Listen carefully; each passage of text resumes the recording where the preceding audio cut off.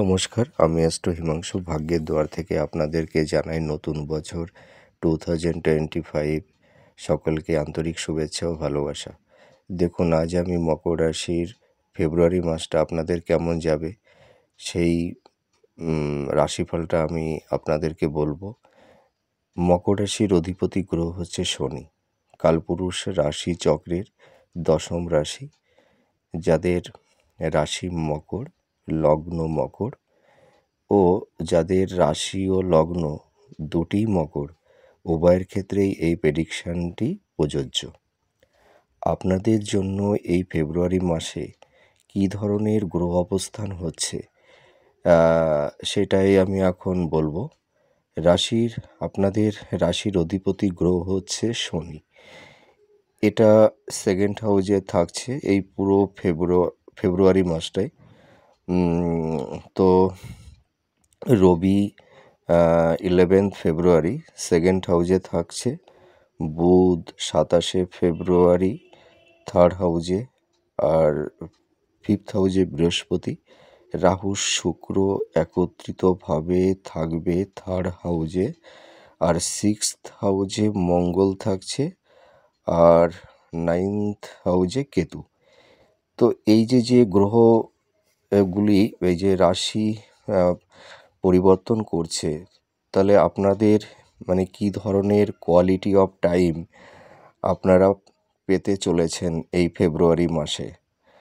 তো দেখুন, আপনাদের একটা গুড নিউজ আমি বলবো যে 29শে মার্চের থেকে মানে 29শে মার্চের পর থেকে এই মকর রাশি যারা আপনারা আছেন তাদের জীবন থেকে শনির সাড়ে সাতি চলে যাচ্ছে।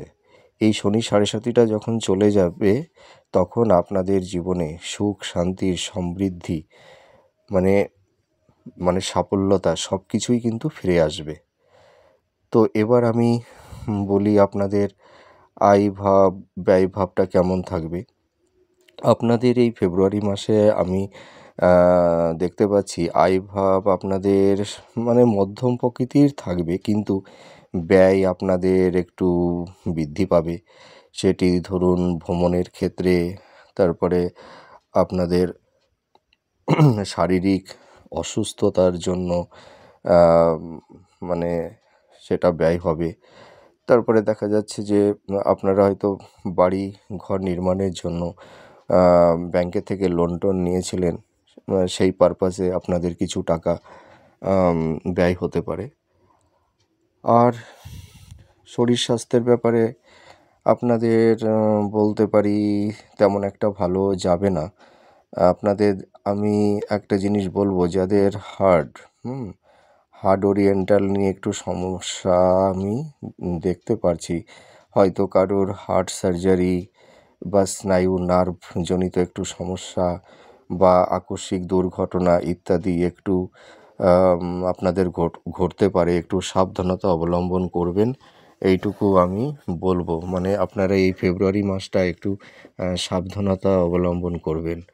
আর আইনের দিক দিয়ে আপনাদের যেসব আইনি সমস্যা তৈরি হয়েছিল, মানে সেই সমস্যাগুলো মানে ধীরে ধীরে সেইগুলোর থেকে আপনারা নিষ্পত্তি পাবেন। আইনি লিটিগেশন, ডিভোর্স মামলা ইত্যাদির মানে সমাধান হবে। মানে আপনারা যে সাফারটা করছিলেন প্রায় 1.5-2 বছর ধরে, সেই আইনি সমস্যা থেকে আপনারা মুক্তি পাবেন। আর সন্তানের ক্ষেত্রে তো আমি সাফল্যতা দেখতে পারছি। এর মধ্যে আপনাদের বিবাহের যোগ তৈরি হবে, সন্তান যোগ তৈরি হবে, সন্তানের সাফল্যতাও আমি দেখতে পারছি। যারা শিক্ষার্থী যারা আছো তোমাদের উচ্চ শিক্ষার ক্ষেত্রে মানে সাফল্যতা আসবে। যারা পিএইচডি বা মাস্টার্স করছো তাদের দিক দিয়ে প্রভূত উন্নতির যোগ আমি দেখতে পারছি। আর রিলেশনের দিক দিয়ে আমি বলবো যে আপনাদের এই ফেব্রুয়ারি মাস থেকে আপনাদের প্রেম ভালোবাসার মানে দিক দিয়ে খুব একটা প্রভূত মানে সাফল্যতা পাবেন। নতুন বিবাহের যোগ তৈরি হবে, নতুন প্রেম, দাম্পত্য জীবন মানে সুখ শান্তি ফিরে আসবে, কিন্তু মানে সুখ শান্তি ফিরে আসবে, কিন্তু দাম্পত্য জীবনটা যে মানে খুব যে সুখ শান্তি আসবে সেটা বলবো না। মানে সুখ শান্তির মধ্যে আপনাদের মধ্যে একটু সামান্য একটু ডিপ্রেশন একটু থাকবে, তবুও সেটা ফেব্রুয়ারি মাসের পরে থেকে আস্তে আস্তে সেগুলো থেকে আপনারা কাটিয়ে উঠতে পারবেন। আর কর্ম যারা সেলফ প্রফেশনে আছেন, যারা উকিল মানে লয়ার যারা আছেন, বা টিউশন টিচার যারা মানে ডক্টরস আছেন যারা সেলফ প্রফেশনে, তাদের প্রভূত উন্নতির যোগ আমি দেখতে পারছি। আর আপনাদের এর মধ্যে কিন্তু ফেব্রুয়ারি মাসে আপনাদের ছোটোখাটো ভ্রমণের যোগও আমি দেখতে পারছি। তা সামগ্রিকভাবে আমি বললাম যে ধরুন এই যে আমি যে প্রেডিকশানটা করলাম, যাদের বার্থ চার্ট মানে লগ্ন বা রাশিতে যাদের গ্রহগুলো খুব শুভ অবস্থানে আছে, তারা এই মানে গুড মানে যে শুভত্ব যে ইটা সেটা আপনারা বেশি পরিমাণে পাবেন। আর যাদের বার্থ চার্ট একটু নেগেটিভ আছে, বা রাশিতে বা লগ্নে কোনো গ্রহ নিচস্থ হয়ে আছে, বা অন্য কোনো আপনাদের অধিপতি গ্রহ বা কোনো নিচস্থ রাশিতে বসে আছে, তারা কিন্তু এই শুভত্ব অতটা পাবেন না, পাবেন কিছুটা। তো এই যে প্রেডিকশানটা করলাম, এটা তো আমরা মানে একটা গ্রহের ট্রানজিট গোচরের উপরে ভিত্তি করে আমরা এই রাশিফলটা নির্ধারণ করে থাকি। এই রাশিফলগুলো কারুর ক্ষেত্রে 30% মিলবে, কারুর ক্ষেত্রে 40% মিলবে, কারুর ক্ষেত্রে 50% মিলবে। এগুলো কিন্তু সম্পূর্ণ আপনার বার্থ চার্টের উপরে নির্ভর করে। কারণ আমরা কিন্তু আপনার মানে পার্টিকুলার বার্থ চার্টটা কিন্তু দেখতে পাচ্ছি না। আমরা এই গ্রহের গোচরের উপরে ভিত্তি করে আমরা রাশিফলটা নির্ধারণ করে থাকি। অনেকে বলেন যে আমার প্রেডিকশানটা তো অতটা মিলল না। এইটার ব্যাপারেই কিন্তু এটা হচ্ছে গ্রহের ট্রানজিট, মানে ট্রানজিট তো আছেই, আর এটা বার্থ চার্টের উপরে ডিপেন্ড করে। তাই একটা রাশিফলটা হচ্ছে কি, যে আপনার একটা পূর্বাভাস, হ্যাঁ? মানে যে আপনার মানে এই যে আমরা মানে কিছু নিয়ম বলি আপনাদের, যে এই সময়টায় আপনারা এইভাবে থাকবেন, এইভাবে এই টাইমটায় এই পিরিয়ডটা সাবধানতা অবলম্বন করবেন, মানে একটা পূর্বাভাস দেওয়া, এইটাই কিন্তু ঠিক আছে। মানে দেখুন এই যে আমরা অনেক অ্যাস্ট্রোলজাররা আছি, এই যে আমরা প্রেডিকশানগুলো করি, হ্যাঁ? তা এই যে সবার প্রেডিকশানটা কিন্তু ওই কারণেই পুরো সম্পূর্ণ মানে মেলে না। আর রাশিফলটা কিন্তু কেউ যদি ভেবে থাকেন যে আমার 70 থেকে 100% মিলে যাবে, তাহলে এটা কিন্তু সম্পূর্ণ ভুল। কারণ এই যে আমরা যে মানে মাসিক রাশিফলটা করে থাকি, এটা হচ্ছে যে আপনার একটা মানে গাইডেন্সটা দেওয়া, যে আপনি এই মাসে এইটা করবেন না, আবার এই মাসে আপনি এইটা করবেন। তাহলে হয়তো আপনি যে কর্মটা করতে যাবেন সেইটা হয়তো আপনি মানে সঠিক ওয়েতে, মানে সঠিক পথে হয়তো আপনি সেই কর্মটা করতে পারবেন, হ্যাঁ? সেই কর্মের ভুলটা মানে অনেকটাই কম হয়।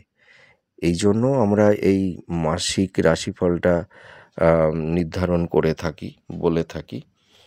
তো এবার আমি আপনাদেরকে বলবো যে আপনারা একটু শান্ত মাথায়, একটু মনটাকে স্থির রেখে আপনারা কর্ম করুন, একটু ধৈর্য ধরুন। দেখুন কারুরই কিন্তু সময় একভাবে ভালো যায় না, আবার কারুর সময় একভাবেও মন্দ যায় না। ভালো আর মন্দ নিয়েই আমাদের জীবন। তাই এগুলো কিন্তু সব গ্রহের গোচরের উপরেই কিন্তু আমাদের মানে ডিপেন্ড করে, যে আমাদের লাইফ স্টাইলটা। তো এই সময় আপনারা একটু পুজো পার্বণ করুন, হ্যাঁ? মেডিটেশন করুন, ভালো কোথাও একটু ফ্যামিলিকে নিয়ে একটু ঘুরতে যান, একটু গান বাজনা শুনুন, একটু আধ্যাত্মিক একটু ধর্মমূলক বইগুলো স্টাডি করুন। বন্ধুবান্ধবের সঙ্গে একটু মানে আড্ডা মারুন, দেখবেন মনটা ফ্রি থাকবে। দেখুন আপনারা তো মকর রাশি, হ্যাঁ? আর মকর রাশি আপনাদের অধিপতি গ্রহ শনিদেব। তা শনিদেব তো হচ্ছে ন্যায়ের কারক গ্রহ, তাই না? উনি কর্মের উপর ভিত্তি করে আমাদের জীবনে ফল প্রদান করে থাকেন।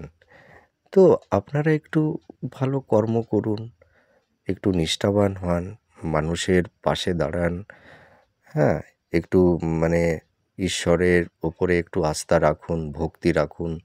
দেখবেন আপনারা অনেকটাই ভালো থাকতে পারবেন। আর আপনারা, আমি একটা কথা বলি, প্রতি শনিবারে যদি আপনারা একটু নিরামিষ আ আহার করেন তাহলে সবথেকে ভালো হয়।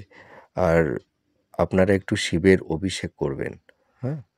আর প্রতি মঙ্গলবারে যদি একটু হনুমান চল্লিশা পাঠ করতে পারেন বা বজরঙ্গবলীর একটু পূজা দিতে পারেন, দুটো লাড্ডু দিয়ে একটু বজরঙ্গবলীকে পুজো দেবেন, তাহলে দেখবেন আপনারা অনেকটাই মনের দিক দিয়ে আপনারা খুব প্রশান্তিতে থাকতে পারবেন। শান্তি, দেখুন মানুষের মনের শান্তিটাই হচ্ছে আসল, হ্যাঁ?